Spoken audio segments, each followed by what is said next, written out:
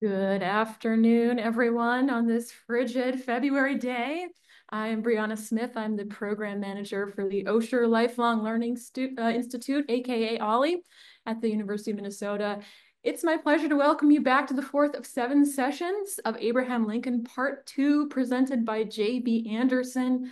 And what a great day to watch a webinar on Zoom, folks. Today's program is brought to you through the co-sponsorship of OLLI, as well as the Ramsey County Library. All right, so that's all from me. Thanks very much, everyone, for joining us this afternoon. And now here's JB. First thing I want to talk about is it's Abraham Lincoln's birthday today. He's 216 years old. He was born on a Sunday in 1809. That was when February 12th fell. And there's a very large cake for the guy.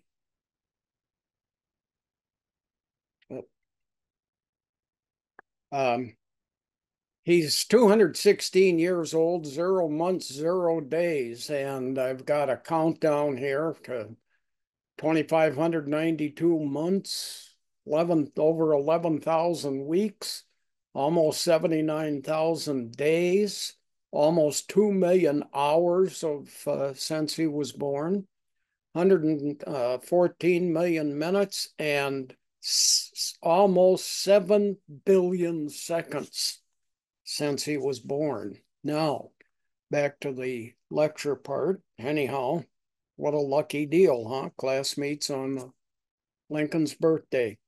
We're going to talk about legislation under Lincoln. And people go, well, gee, that's a congressional thing, isn't it? And yes, it is in part. The State of the Union message, which is delivered in January by most presidents, Reagan never made it. It always was in March or later. Anyway, during that State of the Union message, the president proposes legislation he would like to see Congress pass during the coming year. Then, as Congress passes bills of all sorts, the president can veto them so they do not become law, or he can sign them and they do become law. So the president does play quite a role in legislation.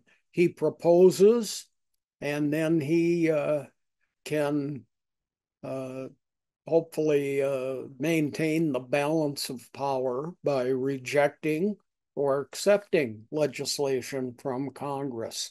So the first thing we're going to look at is the Homestead Act of 1862. This was free land. I have it in quote marks, and you'll see why in a few minutes. Free land for individuals. About 270 million acres were made available for people to settle on. That's about 10% of all United States land today. Now, the Homestead Act affected land that you could use in all these cream-colored states. Much of this was territories at the time. Anything in this darker tannish orange color, there was no free land available. So you can see Minnesota is a homestead state. Some land was homesteaded. This Homestead Act forced lots of Native Americans off of their land because the land that was being given away was land that had previously been owned by Native Americans. Here in blue, this is Indian homeland, still lots of Indians. Lots of genocide had been committed against Native Americans and throughout the South and the North here in the eastern half of the present day United States. And you can see these spots. Here's a big one, kind of that tannish orange color. There's little spots here where there's reservations. And of course, Native Americans used to own all of that land. Here's a big chunk in the present day state of Oklahoma. Very large chunk, about half the state is reservation in Montana. Here in California, you can see multiple Indian reservations. Here's one in Utah. So there were reservations were being set up as places where Native Americans would have to move into. Here's a couple in Minnesota there, and you can see there's small ones in Michigan and Wisconsin. So now the notion that the Homestead Act of 1862 was free land for people that wanted to settle on it. Well, there was a filing fee. That was $18. In 2024 dollars, that's $550. You had to file a claim. That cost $10. You had to pay a land agent $2. You had to get a patent for the land, which was $6. And then you had to get a title, which was massively expensive at $200. That's $236 before you actually own this free land. In 2024 dollars, that's $7,206. So it's a chunk of money. Average farmer income was $250 annually. So it was almost a year's worth of income to pay this $236 in order to get 160 acres free. These fees averaged $1.25 per acre. That's about $39 per acre in 2025.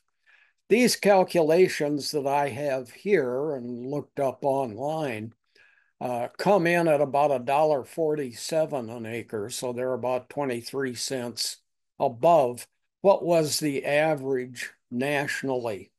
So you can see this was great. It was free land. It would have cost a lot more for 160 acres than the $236 here. But at any rate, it got people moved into western portions of the United States. Excuse me. So the issue is, along the bottom here, was it really free land? Well, a lot of it was. The land agent fee of $2. There were 270 million acres that were set up for the land grants. 160 acres per applicant. You divide those acreages and you find that you get about $3.4 million in 1862 dollars for that $2 land agent fee. $2 land agent fee for each 160 acres of the 270 million available.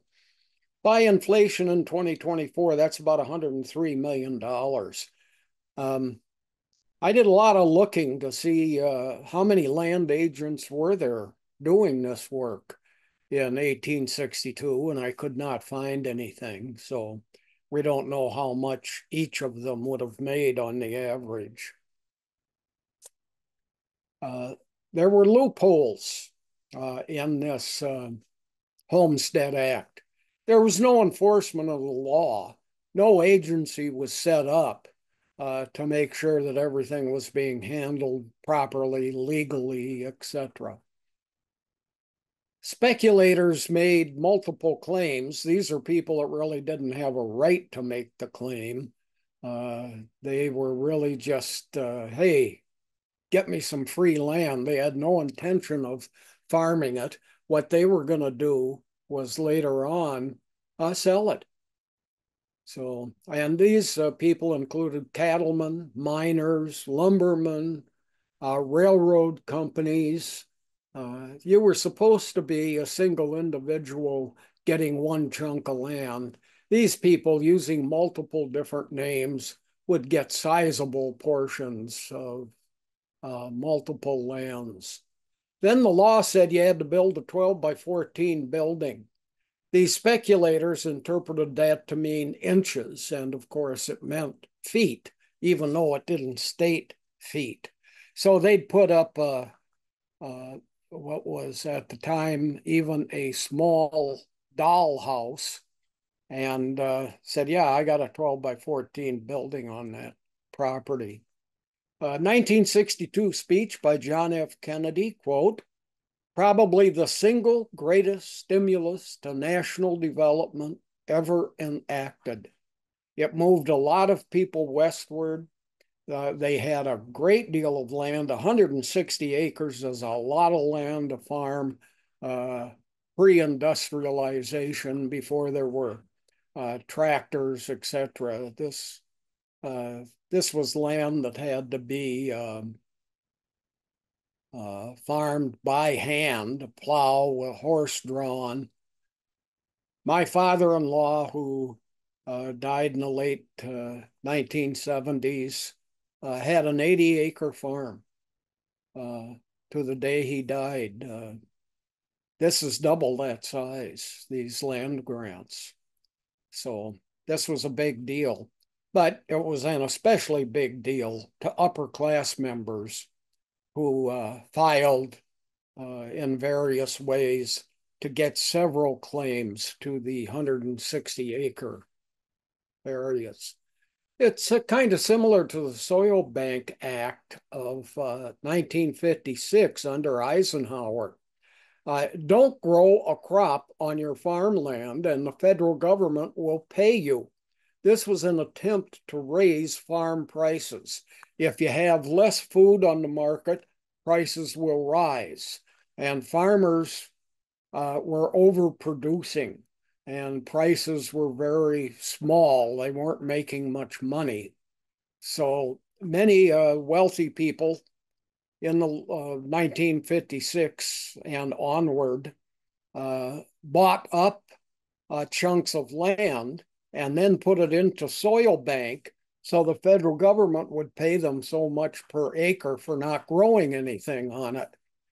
So again, same sort of situation where wealthy people could buy up large chunks, multiple chunks of land and not plant anything, and basically pay for a major portion of the land by getting a stipend from the federal government for not growing anything. John Wayne was a big buyer up of these lands under soil bank, major player. He gained lots of wealth as a result of it. Of course, the background in this photo is not the quality of land that he was buying up.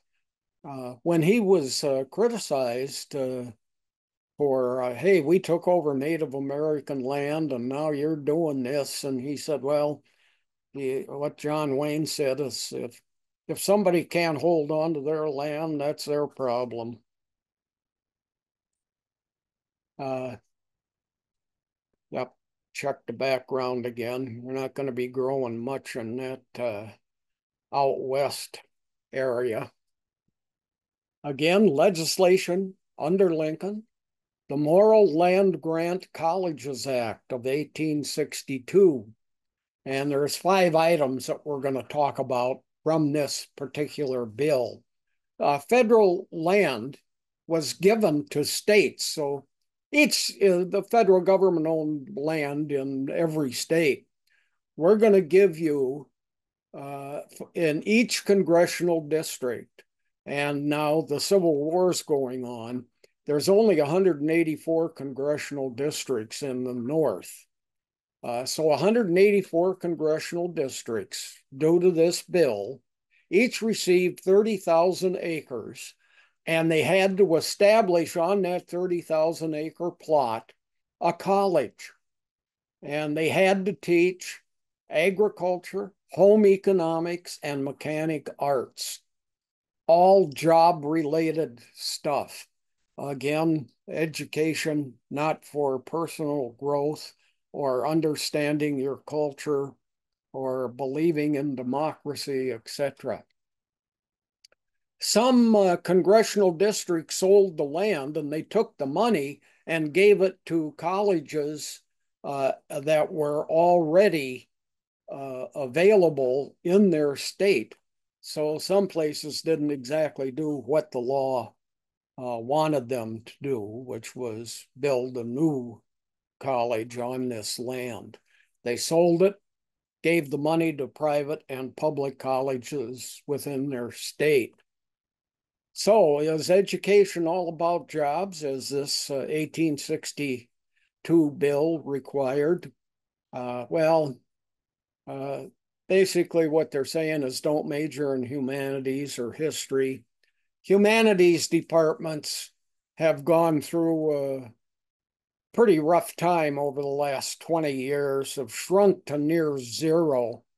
When Tim Pawlenty was governor, he cut the University of Minnesota budget by $100 million. And then he said, you got 12,000 professors.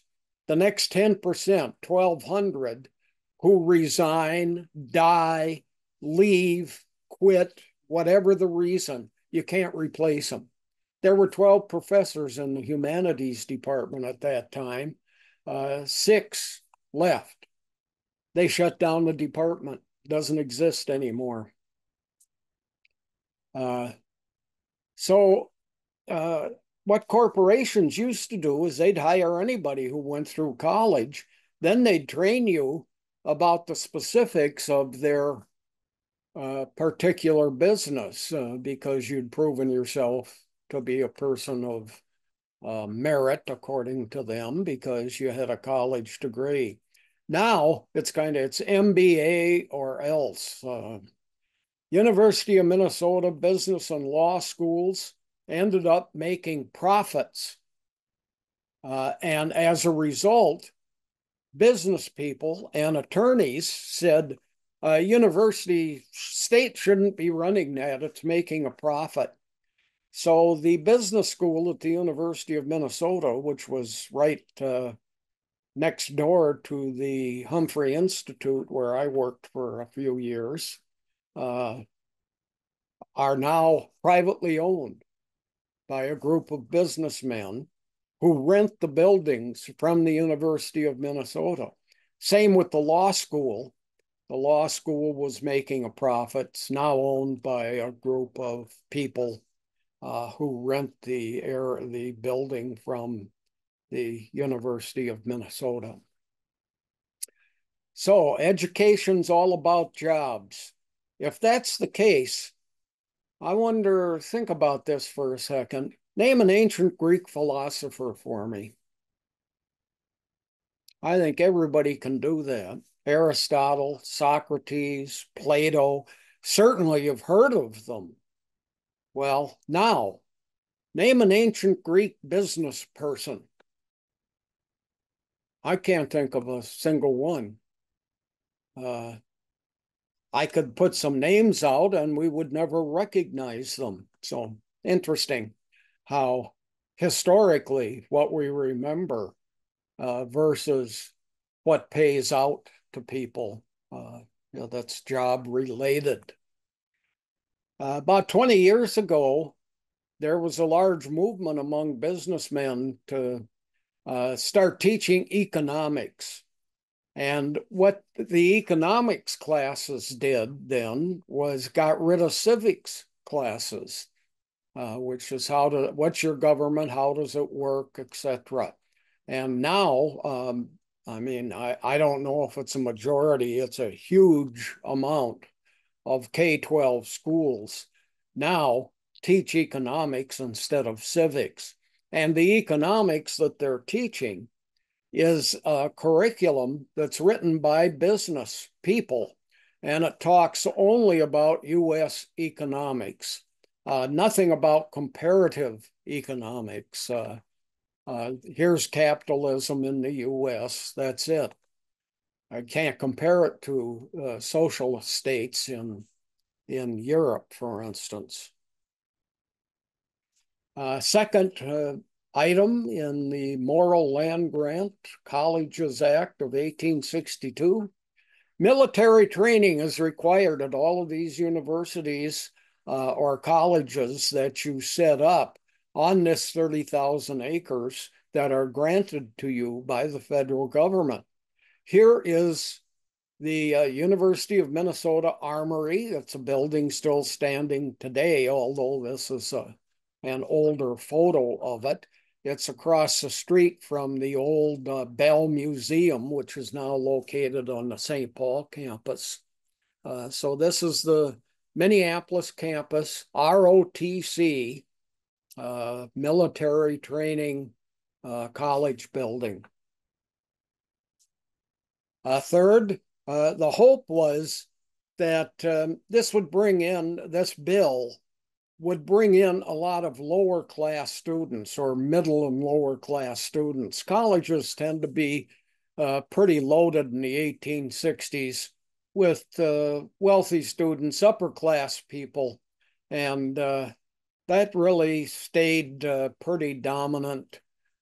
This bill didn't help get rid of a lot of that, although it aided a few people.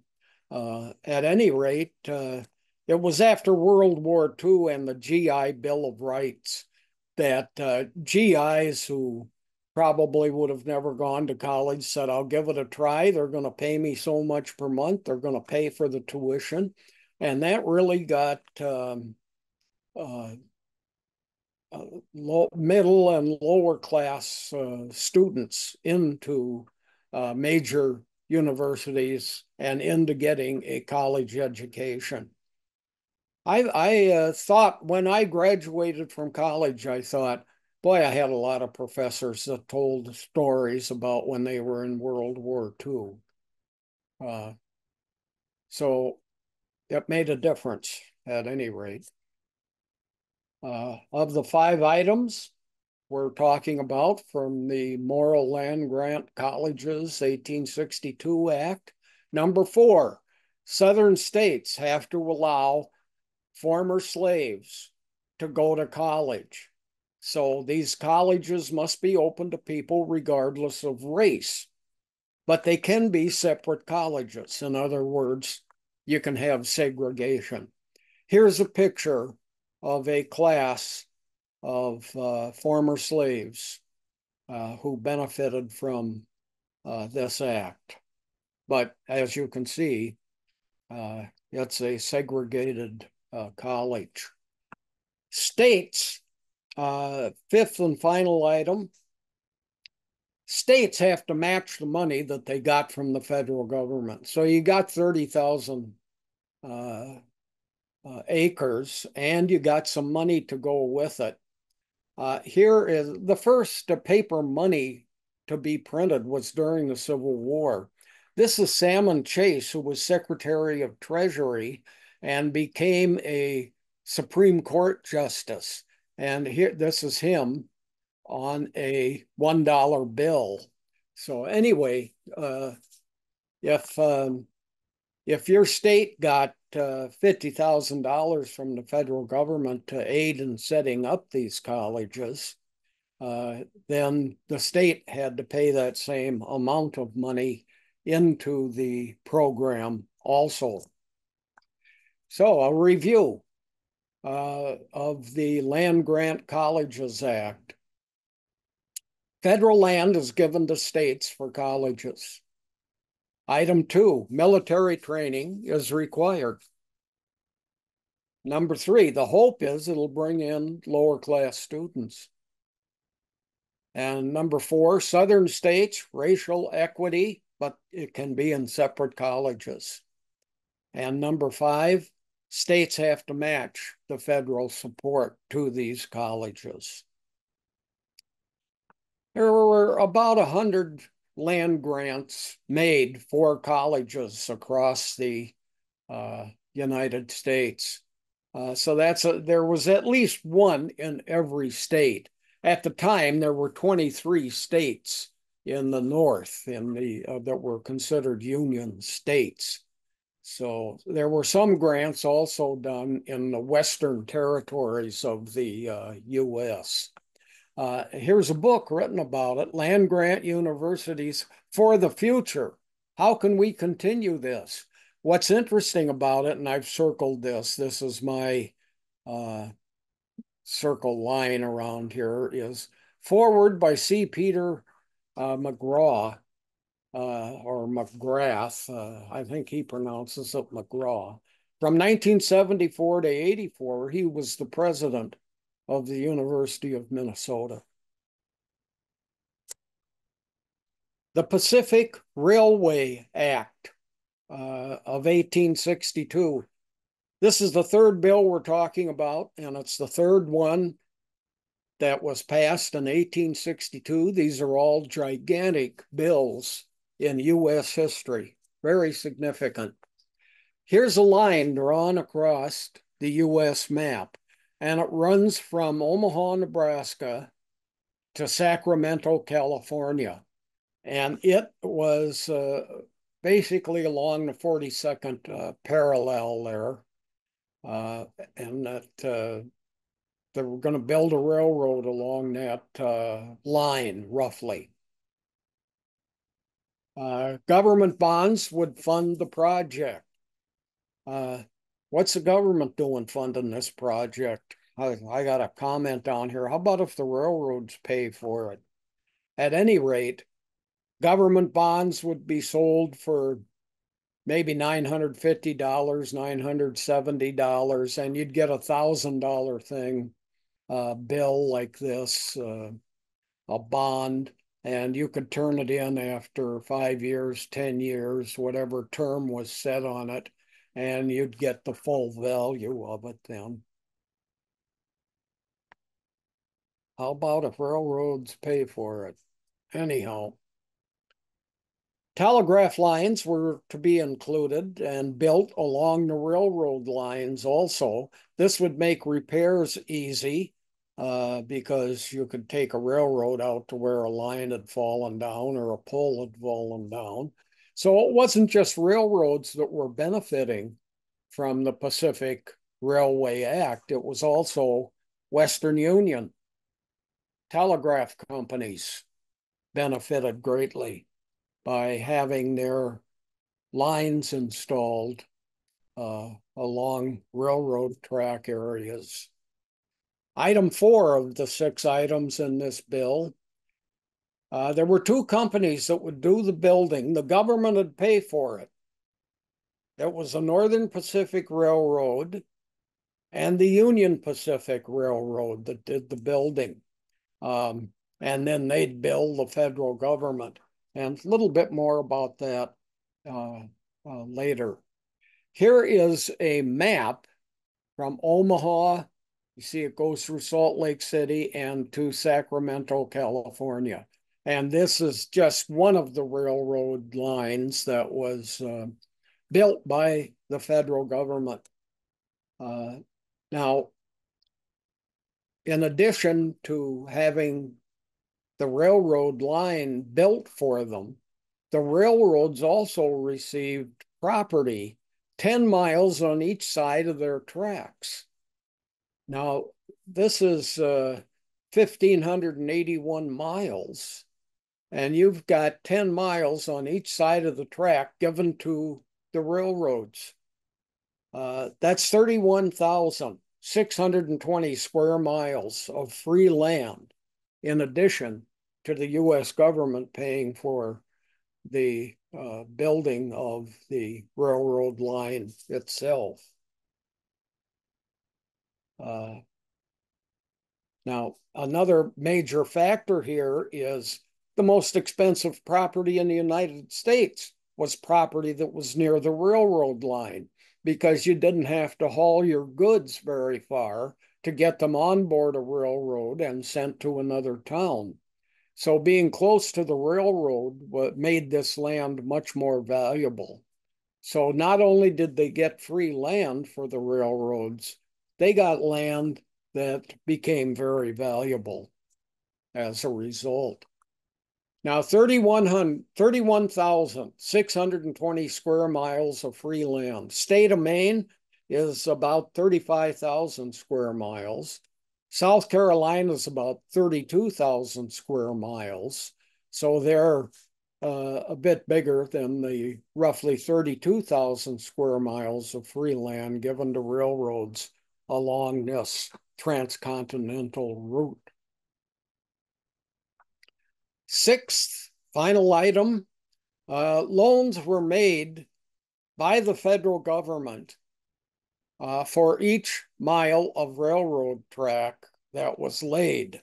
So the federal government, were they really paying for it? No. But the railroads that would lay the track, they could bill the federal government up to $16,000 for every mile of track laid on flat land. Guess how much every mile of flat land track cost? $16,000. 32,000 for hilly land, 48,000 for every mile of tunnels. Now,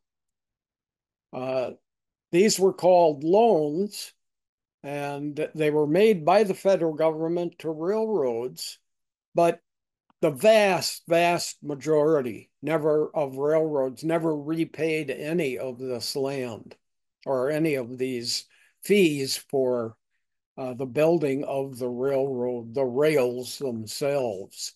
Some of them did make payments, and they were able to make those payments by selling some of the free land that they had been given on each side of the railroad. Now, remember, Lincoln is signing these bills. So, is the United States a corporatocracy, the rule of business? Lots of people say so.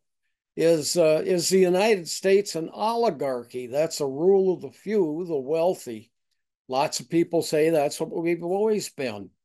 George Washington, extremely wealthy. Thomas Jefferson, extremely wealthy.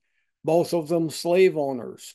John Adams, second president, was not extremely wealthy, was not a slave owner, etc. But most of the founding fathers had a great deal of money.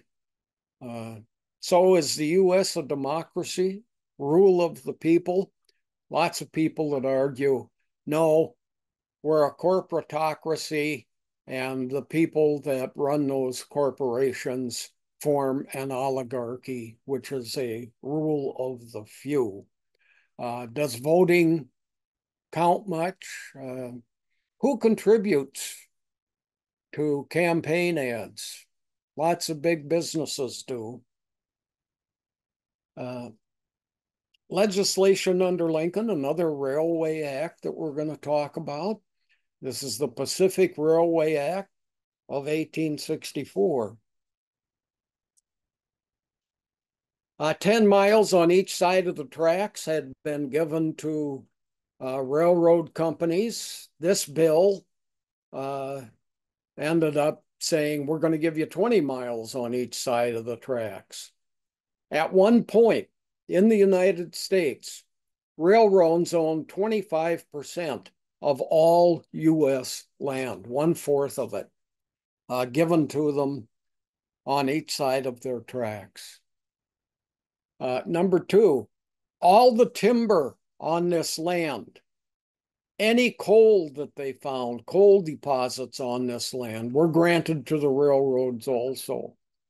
And of course, the railroad companies wanted to build these tracks where they knew there would be lots of mining and lumbering because it would be easy for those mining and lumbering companies to get their products to the railroad where they would be charged for delivery.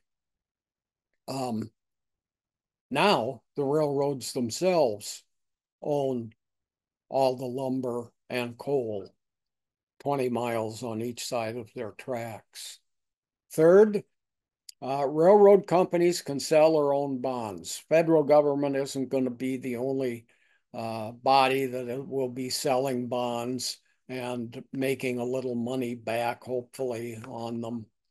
So this was even more money then for the railroads. Paying for the Civil War is the next set of legislation that we're going to talk about. And again, please remember that Lincoln signed all of these bills into legislation. Lincoln, he instituted tariffs. that's a tax on imports and exports in and out of the United States. And he initiated or supported a federal tax on income.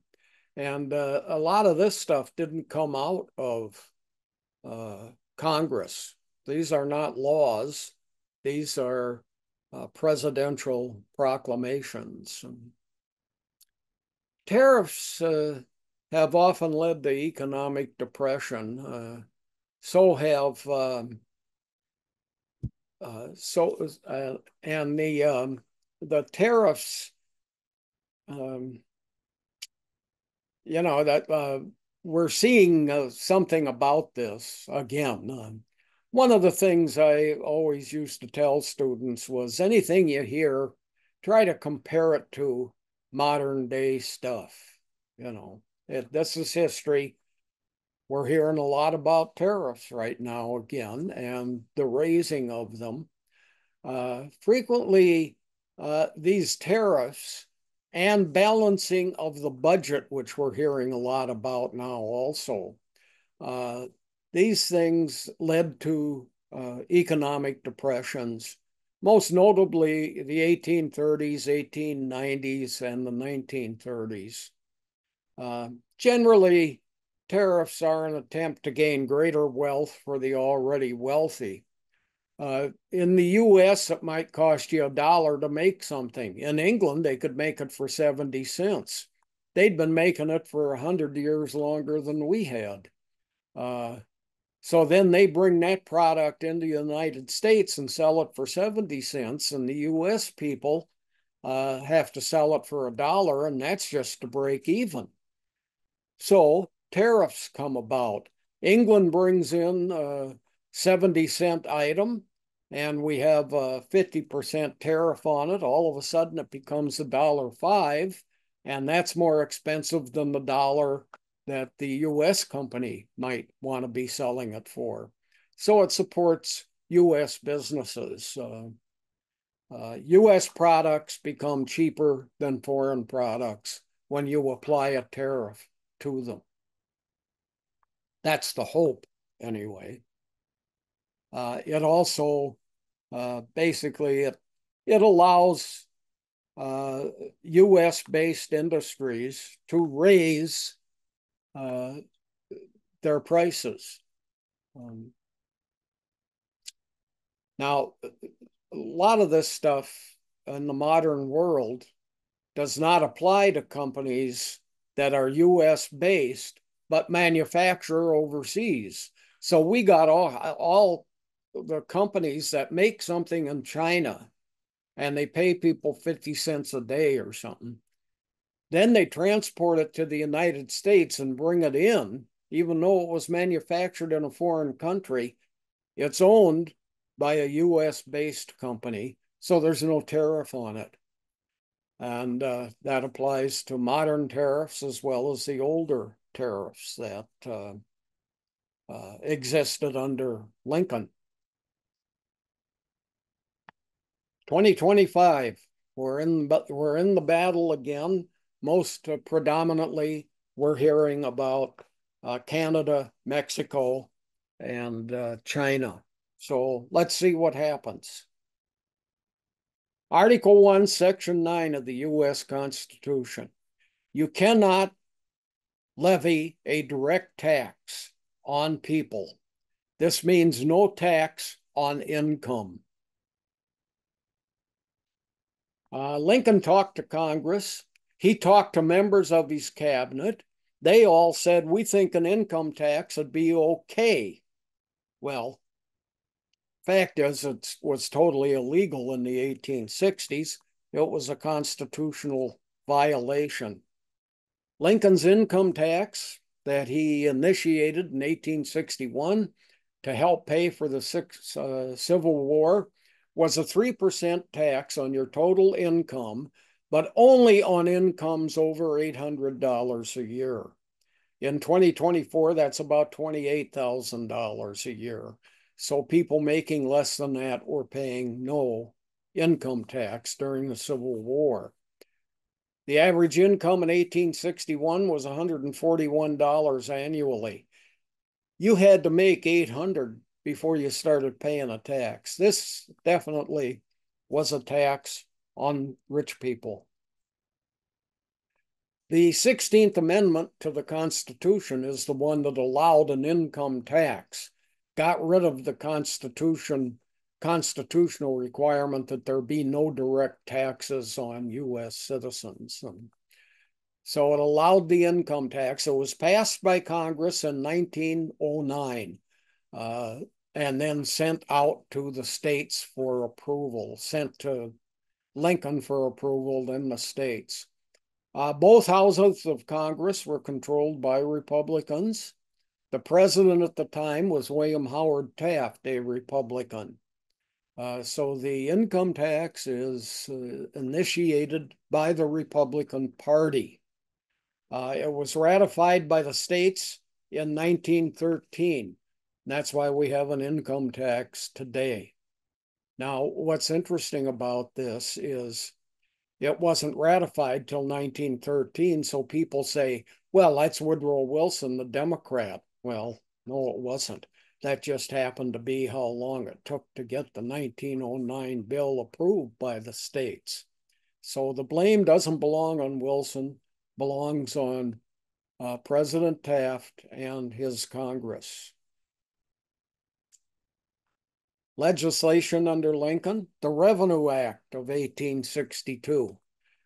The income tax just like a year later.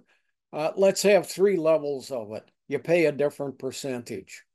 So no tax on incomes under $600. The original bill was no tax on incomes under $800. Now it's under $600. Then you pay a 3% tax if you make $601 to $10,000. You pay a 5% tax if you make over $10,000. So again, it's a tax on the rich, but it's graduated. 3% on 800 to 10,000, 5% on 10,000 and up. The tax was not paid by individuals to the federal government. I mean, it was, but I mean, the federal government wasn't dependent on people paying this tax. They withheld this money from your cash payments or your checks, however you were paid. So it was money that was withheld by the federal government, as is the case today. More legislation under Lincoln. The National Banking Acts of 1863 and 1864. Major provisions. Federally regulated banks were created by these 2 bills. There had been state and local regulated banks. There had been banks that were unregulated by any government agency. But this is the beginning of federally regulated banks. And we now can see banks that advertise federally regulated. Some advertise that they are state regulated. And so you can have federal and state regulation on banks. Allowed the first issuance of paper money in the United States. Here is a $10 bill with a picture of Lincoln there on the left here. So paper money. Interesting thing that deniers of Marco Polo, he wrote about, hey, I made this trip to China and here's this really great stuff that I saw and we could be using it here in Europe too. And he never mentioned paper money, which they had in Asia. And I mean, what that did for a market, you're not bargaining anymore. It's not a bargain system. And Marco Polo never mentions that in his works. A lot of people go, this guy really go to China? Another major provision of these national banking acts was the federal government could issue bonds. So here's $1,000 bond. You buy it for less than that. After a few years, you can cash it in. Military draft controversy during the Civil War. First thing we're going to talk about is the takeover of some newspapers.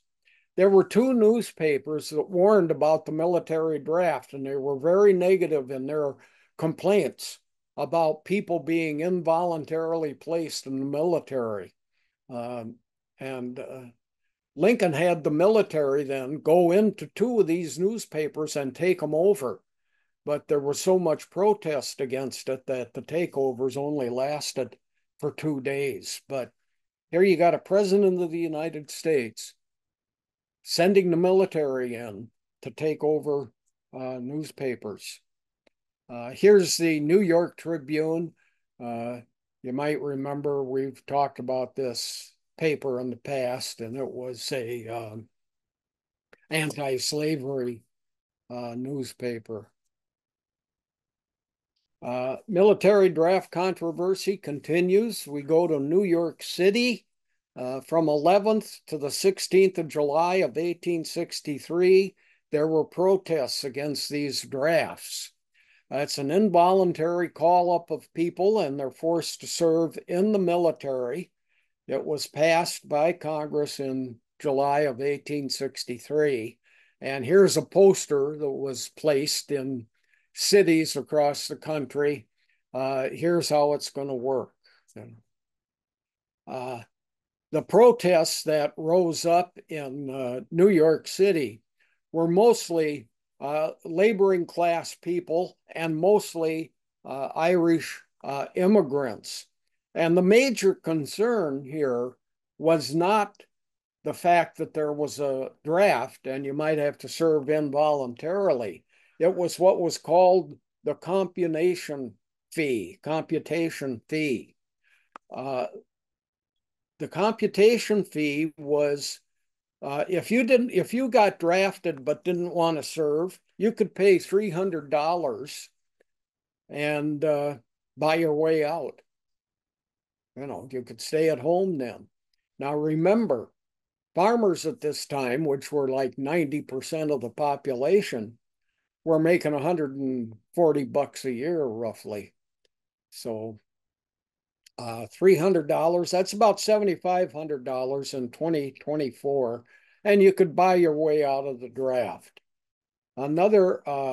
Here's an example of the role that Irish played, a huge role in the U.S. Here's Gone with the Wind by Margaret Mitchell, the book, one of the most famous movies in U.S. history. And who's the family?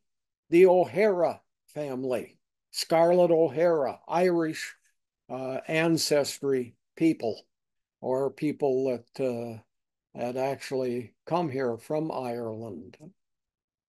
Here is a very blurry image of these New York City riots and the burning of buildings.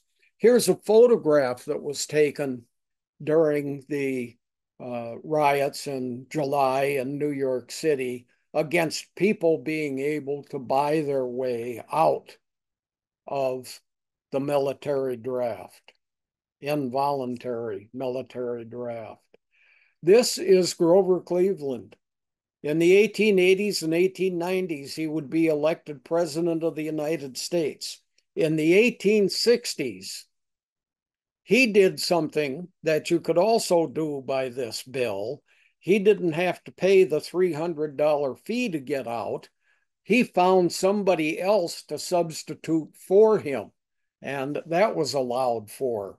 So he could go to a man on the street and say, I'll give you $20 if you go into the military because I've been drafted. And somebody'd go, oh yeah, sure, $20, I'll take it. Or he might have paid $100, but it was cheaper than the $300 computation fee. So we had a president who exercised, a future president who exercised this option during the United States Civil War. A lot of anger as a result of the draft was aimed at African Americans because lots of Northerners saw the purpose of the Civil War to be freeing slaves. Lincoln really thought it was preservation of the Union. So was the war's purpose to end slavery? Lots of people of color ended up dead as a result of this anger toward blacks because they saw the Civil War as something that was really benefiting slaves. Military troops were called up to quell these riots in New York City. Deaths are placed as low as 200. Most historians say at least 1,000 people were killed in these drafts, these riots, these draft riots. There is a historian who says we're way underestimating. There were 8,000, at least 8,000 people were killed in these military riots in New York City. Another thing that was done in order to avoid the draft was working class people or people with less money would form an alliance. There might be 20 of them in a group. If one of them got drafted, they each would contribute $15. That'd be $300 in total. And they would buy the member of their group, they would buy his way out of the draft then. So you had these alliances that were formed. New York State residents numbered about 200,000 people in the Union Army. So the state of New York provided 200,000. 20,000 were killed during the war. That's a 10% death rate. That's gigantic. The 69th Regiment, known as the Fighting Irish, a famous phrase from the Civil War, had the greatest losses during the Civil War, the 69th Regiment. Supreme Court appointments. In 4 years and 1 month, Lincoln appointed 5 justices. That's a gigantic number. There are 5 presidents who have appointed 5 or more Supreme Court justices. Of course, George Washington, at the time he was president, there were only 6 Supreme Court justices. It was moved up to 7, then to 9, then to 11, then back to 9, where we're currently at. So it has changed.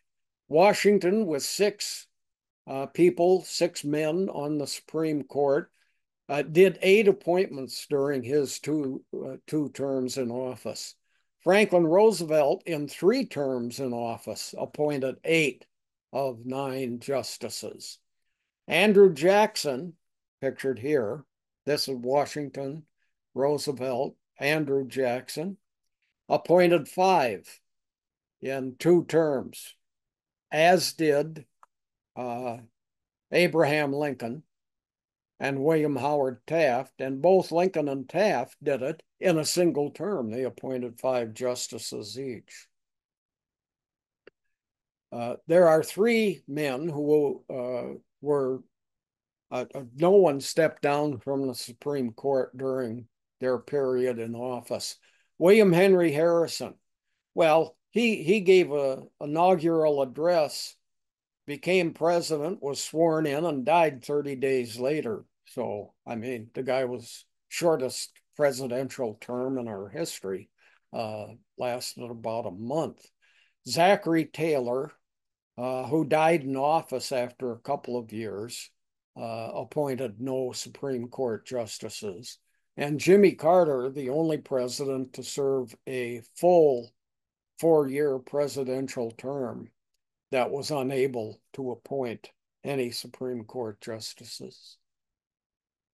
Lincoln stated, "We cannot ask a man what he will do, and if we should, and should he answer us, we should despise him for it." So when you interview a Supreme Court justice and when they are interviewed by Congress, you really shouldn't be allowed to ask them what they do, according to Lincoln. What would you do in this case? Now, this is interesting in light of the last 50 years, Republicans have asked, where do you stand on abortion? Or many Republicans have.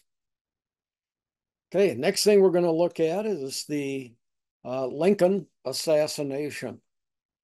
Let's take a look at John Wilkes Booth and his background first. Who was this guy? Well, he was the guy that assassinated Lincoln.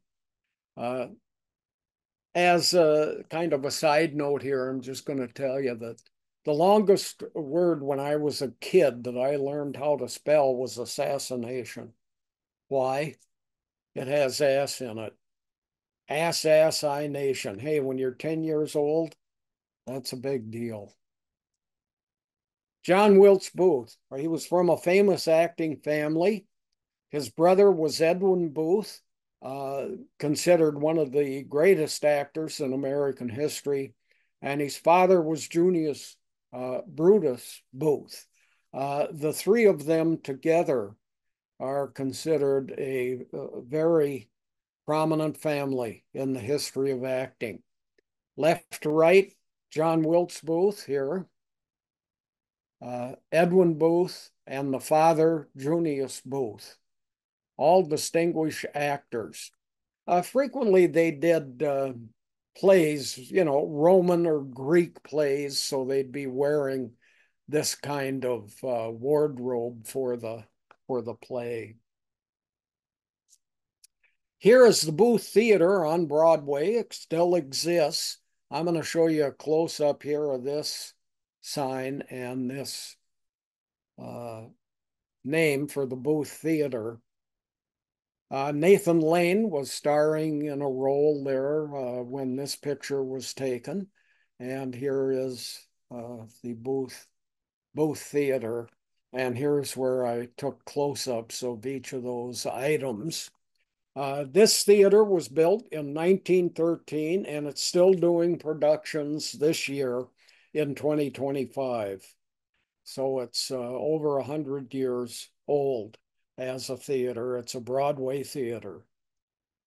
And it's named for Edwin Booth, the brother of John Wilkes Booth, son of Junius Booth, who's considered one of the all-time greats in U.S. history acting. John Wilkes Booth was from Maryland, which is a slave state.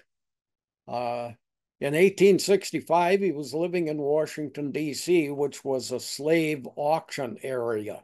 So he pretty much identified with a slave state and lived in a slave auction area.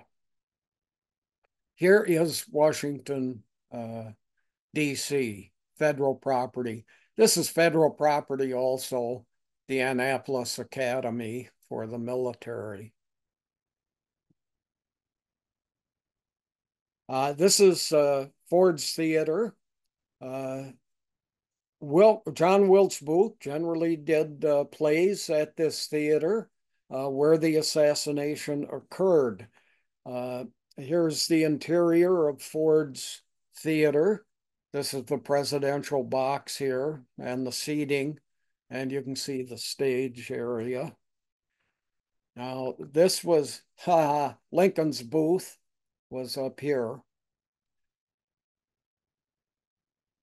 Booth was a Confederate sympathizer from a slave state. He never served in the Confederate military, but he was a spy for the Confederacy. And he worked in the Confederate Secret Service. So he was a big supporter of the South, consequently, quite out of place with Lincoln. Let's take a look at the funeral train during the assassination. Here is the funeral car where Lincoln's coffin and corpse were carried from Washington, D.C. back to Springfield, Illinois. The trip to Springfield took 3 weeks. This is incredible, but there were hundreds of thousands of observers along the way. Every time they'd pass through a city or a village, they'd have to go much slower. And frequently, not only did they have to go slower, they had to stop, move Lincoln's coffin to a nearby church where there was a funeral service. Consequently, the 3 weeks that it took to deliver Lincoln from Washington, D.C. to Springfield, Illinois, where he's buried. Lincoln's assassination. We're going to take a look at the conspiracy here. This was indeed a conspiracy. It involved more than a single individual.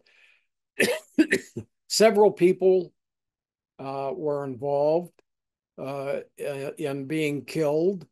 Members of the cabinet of Lincoln's. Here's Hannibal Hamlin, who was vice president, Abraham Lincoln.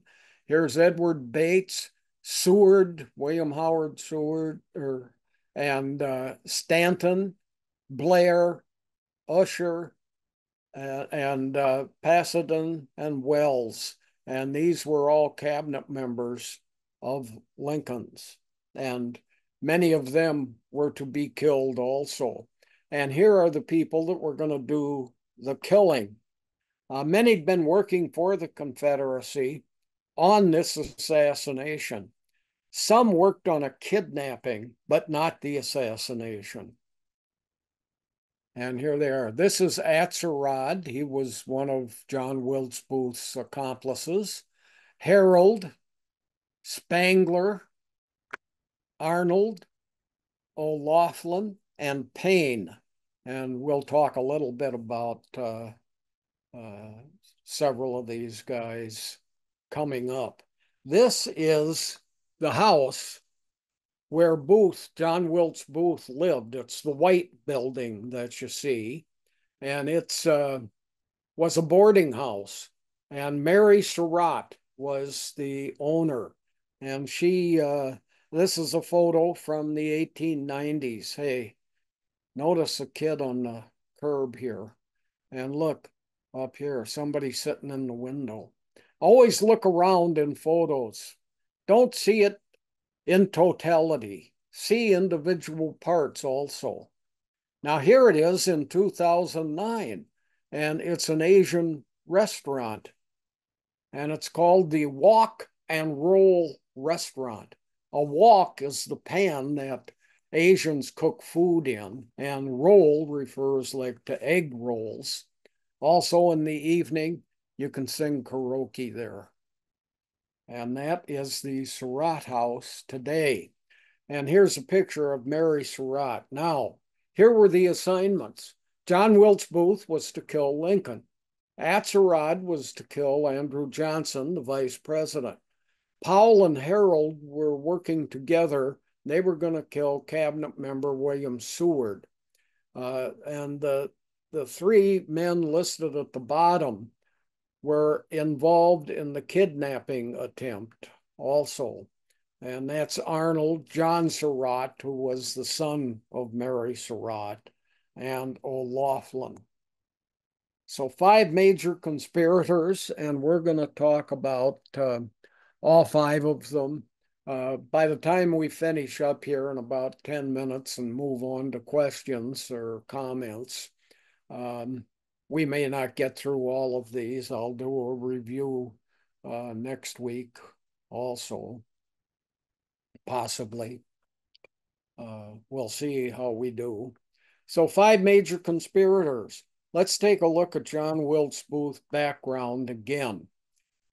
Son of Junius Booth, brother to Edwin Booth, and we're going to talk about Edwin Booth for a few minutes. Considered one of the all-time great actors in American history. I'm going to show you Gramercy Park in Manhattan, where there's a statue of Edwin Booth. I stayed in a hotel, my wife and I did, right across the street from Gramercy Park. And here's, oops, sorry. Um, here's the statue of Edwin Booth. Look in the background. This is the Empire State Building. And this is Gramercy Park area. Look up here is Herald Square. And that will become important here on the next slide. The song, give my regards to Broadway. Remember me to Herald Square. Herald Square is where many of the theaters were back before Broadway became the head area of Manhattan for uh, theater traffic. Here's the Empire State Building. Here's Gramercy Park. This is 20th Street. This is like 33rd Street. So there's about a 13 block difference between Gramercy Park and the Empire State Building and a very famous Herald Square Theater District that this song is based on. This song was written as part of a Broadway play about the theater district moving from Herald Square up to Broadway. And here is the Empire State Building in the background. Here's the statue of uh, Edwin Booth. And you can see it's a area with lots of growing going on in it. The northwest corner is a building that a famous person lives in, Dustin Hoffman. Also on Gramercy Park, getting us back here to talking about Lincoln. This is on the south end of Gramercy Park, right across the street from it, and this is Edwin Booth's home. And when Booth died, he left his home to be run by a group of people and to make it a club for actors. And my wife and I went there. We opened the front door and stepped inside, and there was a doorman there. We were not allowed in, but the guy was very friendly. We could see in toward the back where there was a bar, and the doorman said, "Oh, it's a wonderful place. I can't show it to you, but Edwin Booth's office and bedroom are still as he left them, and so on." And we talked to the guy for a few minutes and then left. So this is Edwin Booth's home, brother to John Wilkes Booth. Okay, what were the political positions of the Lincoln assassin, John Wilkes Booth? Uh, he began acting at the age of 17 years. This particular building is Ford's Theater. It's a modern image of Ford's Theater. Booth was 24 years old when he did a play at Ford's Theater called The Marble Heart. And here's a picture of him, what you've seen before with his brother and father. What's amazing is Lincoln attended a play on November 9th of 1863 in Ford's Theater, and the main actor in the play was John Wilkes Booth. And of course, at that time, there was no electricity in 1863. There were candles that would light the stage area, but this is what it looks like today. Here's the president's box, and you can see it's right on one end of it's stage left is the president's box, where Lincoln was shot and killed. Well, he was shot. He died across the street. Booth became politically active with the Know Nothing Party. And here's a book about the Know Nothing Party. It was a major third party in the 1850s. It was anti-immigration. Now, again, we're hearing more about that lately. A very anti-immigration Trump administration and members of a variety of political parties who are opposed to it.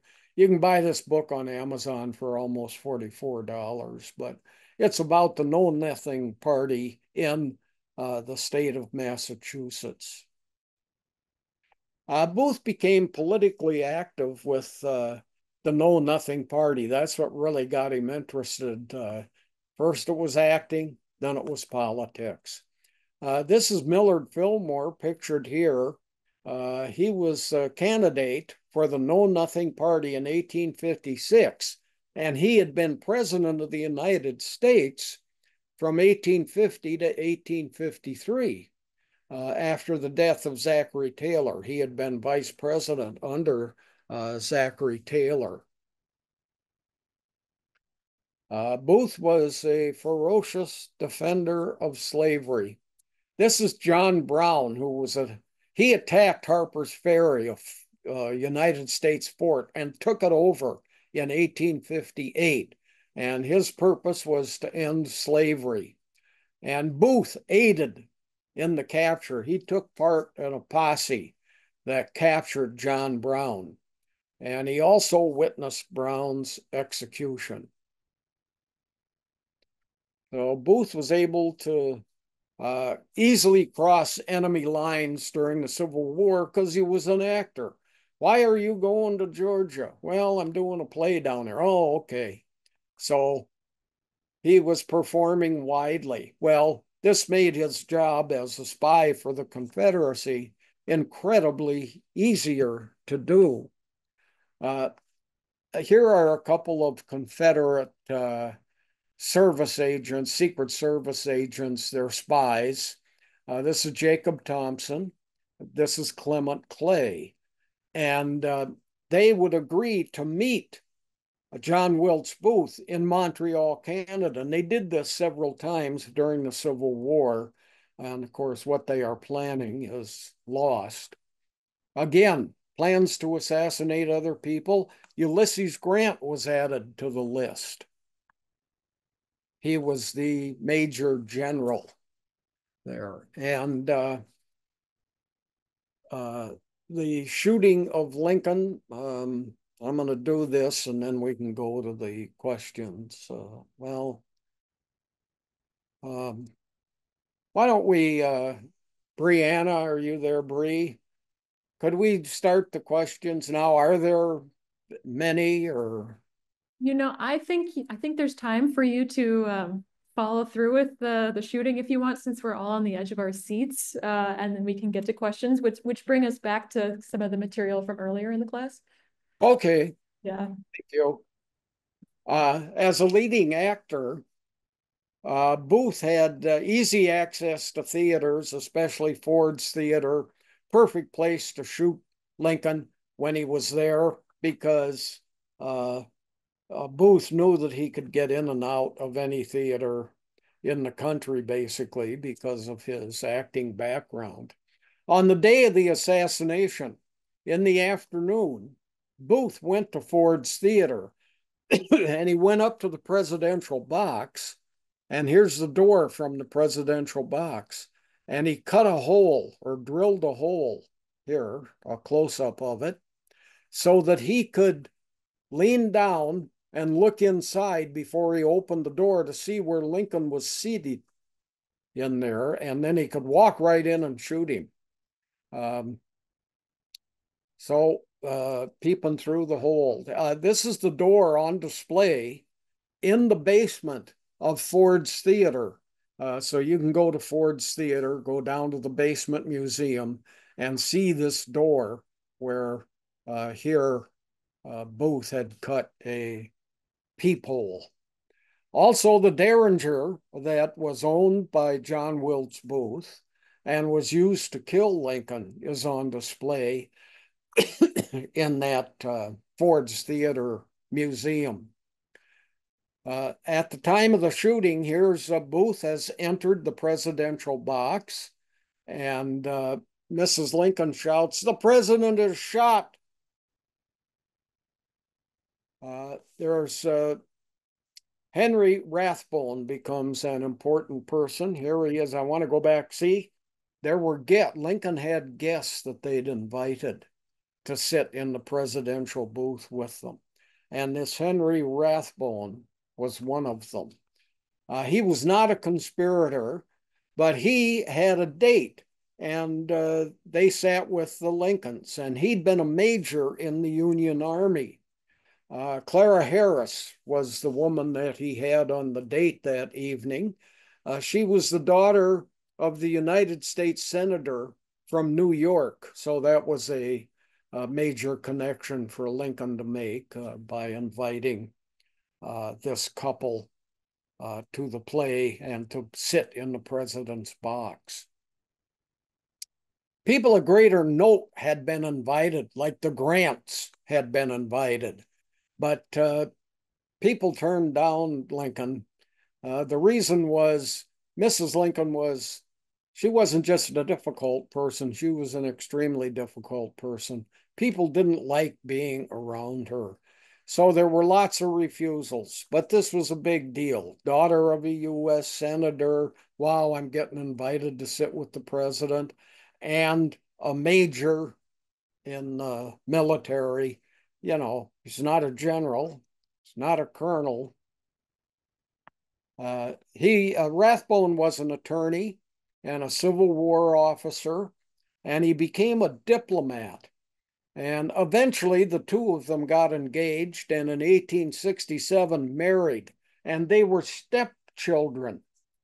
His mother married her father. So the two of them were stepchildren, and then they married. Here's a close-up picture, a portrait of Clara Harris, who witnessed the assassination of Lincoln. When Booth's shots rang out, Rathbone leapt to his feet and ran over to Booth and started having a fight with Booth. And Booth, see here, you can see he's got a knife here. Booth stabbed Rathbone in the neck and in the head. Here is the knife that's on display. But this is the knife that was used to stab Rathbone when he came at Booth after Booth had fired the shot into the back of Lincoln's head.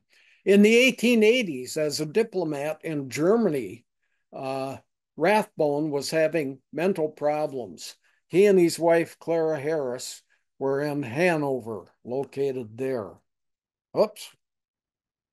And on December 23rd of 1883, Rathbone murdered his wife, Clara Harris, and then stabbed himself, an attempt to commit suicide.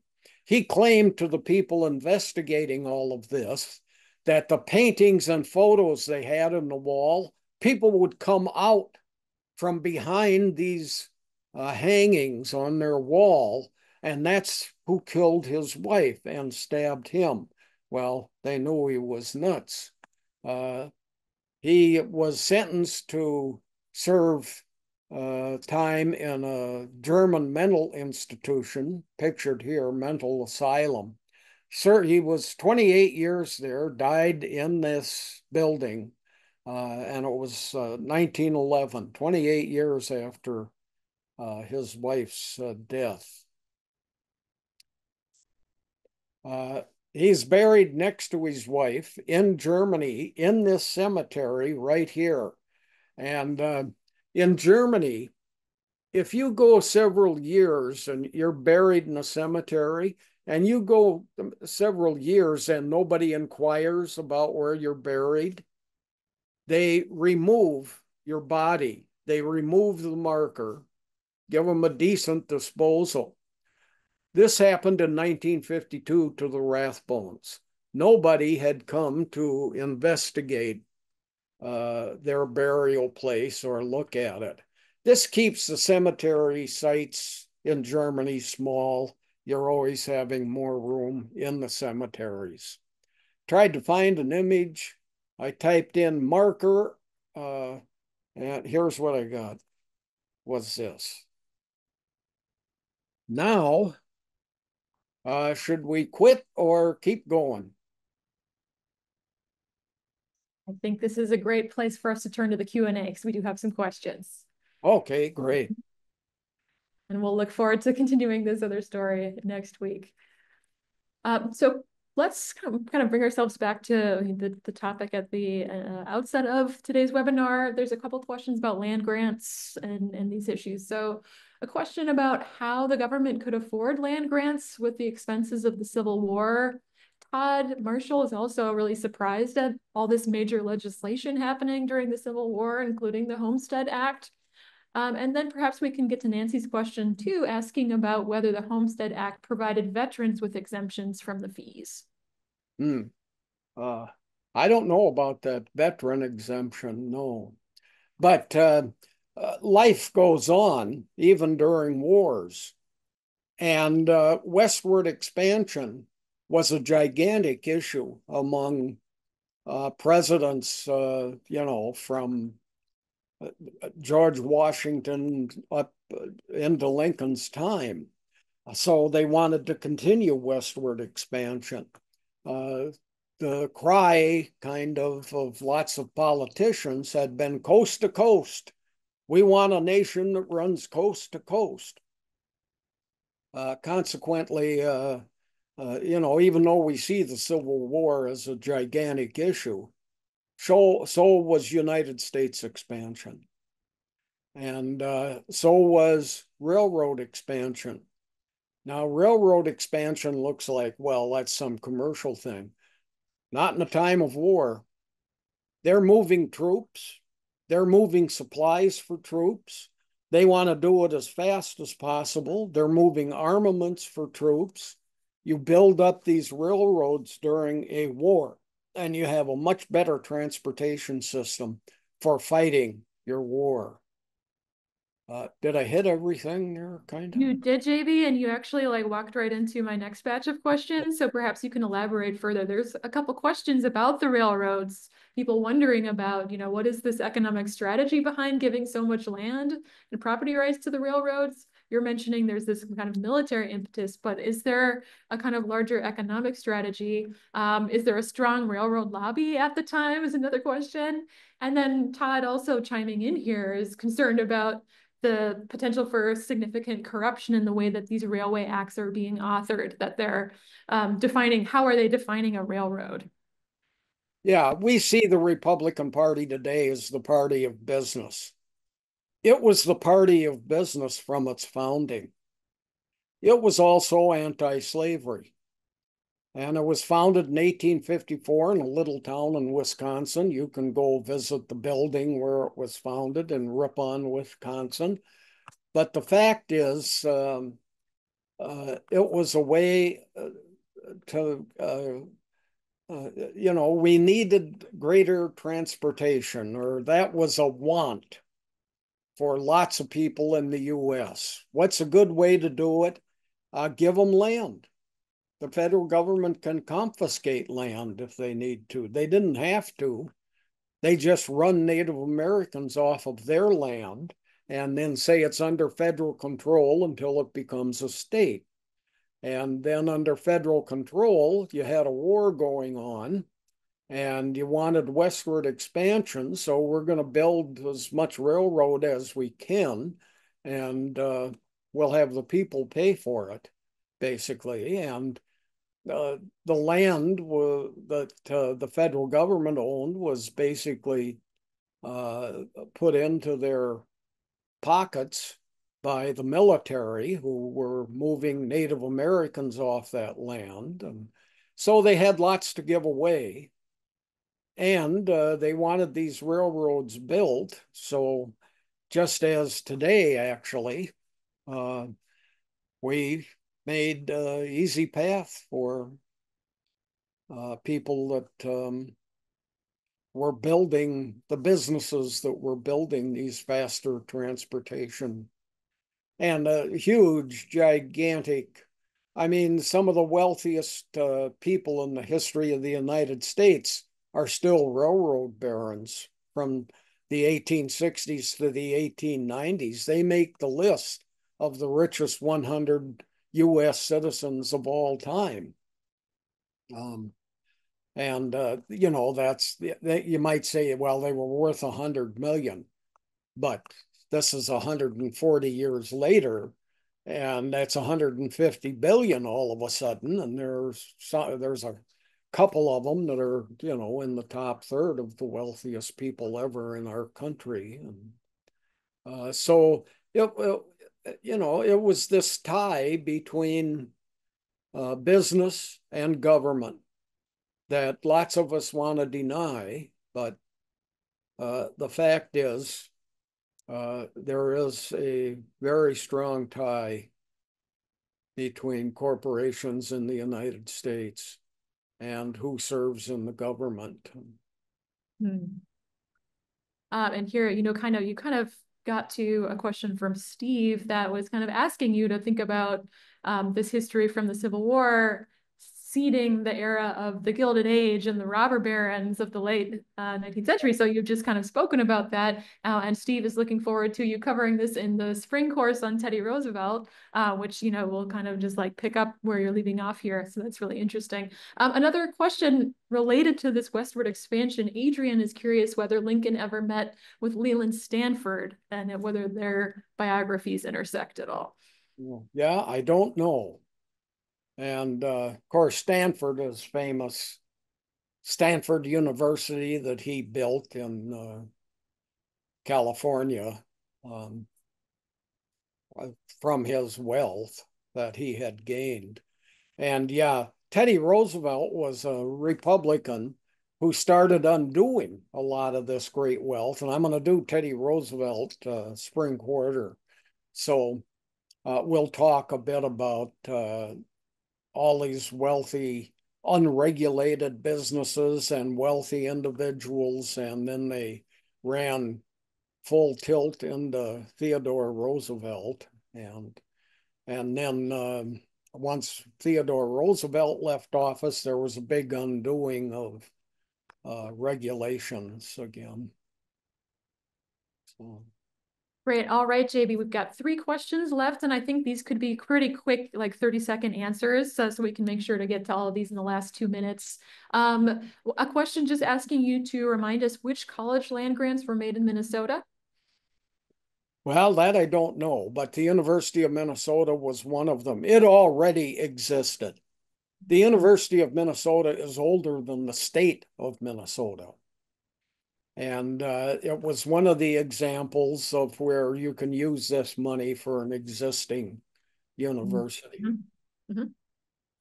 Mm-hmm. Debbie would like to know if there's any connection between the Know Nothing Party and the later Progressive Party. Oh, no. No. No, I thought we might get some quick answers here. Yeah. Finally, finally, to the role of Mary Surratt in the assassination conspiracy. Any compelling evidence against Mary Surratt, or was she innocent? It's a question from Mary Crane. We will talk about her next week. Okay. And yeah, there's a lot of was she or wasn't she? And the yes, she was, folks, won.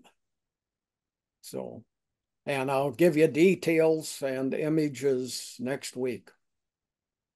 Excellent. That's a wonderful cliffhanger to leave us hanging here for next week's installment. So come back next Wednesday, everyone, for session 5 of Abraham Lincoln Part 2 with J.B. Andersen. Thanks, everyone, for joining us this afternoon. Thanks to the Ramsey County Library and OLLI for co-sponsoring this event. And J.B., thanks so much for sharing with us today.